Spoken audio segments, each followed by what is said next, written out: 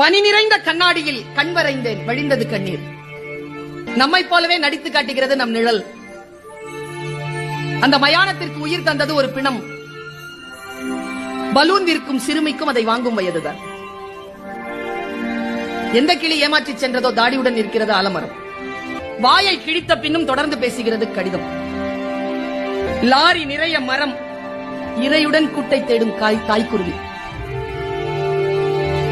காற்றுக்கு சலிப்பதே இல்லை, ஒரே புத்தகத்தை 1000 முறை புரட்டுகிறது. இலையின் நடனம் அதே காற்று, இலையின் மரணம். சரிந்த மேம்பாலம், இழிபாடுகளுக்கு இடையில் சிக்கியது ஊழல். மணல் விற்கும் திருடனுக்கும் தேவைப்படுகிறது அவன் அஸ்தியை கரைக்க ஒரு ஆறு.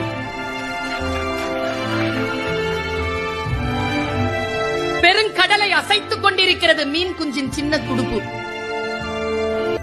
காக்கை கூட்டில் காத்திருக்கும் இசை, குயில் முட்டை. பூதாங்குழல் இசைக்கிறாள் அம்மா, நடனமாடுகிறது நெருப்பு.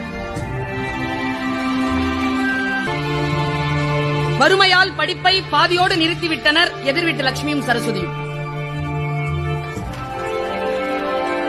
குபேர மூலையின் சுவர் முழுக்க கடன் கணக்கு. யானைக்கு இனித்தது போலவே எறும்புக்கும் இனிக்கின்றன கரும்புகள். குழியில் விழுந்த யானை ஏறி செல்லும் எறும்பை வியப்புடன் பார்க்கிறது. படத்தில் இருந்தாலும் ஆணி அடித்தே மாட்டப்படுகிறார் சிலுவையில் இயேசு. விழுந்த பிறகும் பறந்து பார்க்கிறது பறவையின் இறகு. புகைப்படக்காரரை அசையாமல் நிற்க வைத்தது மலையருவி. மயிலிறகு குட்டி போட்டது பள்ளியின் நினைவுகளை.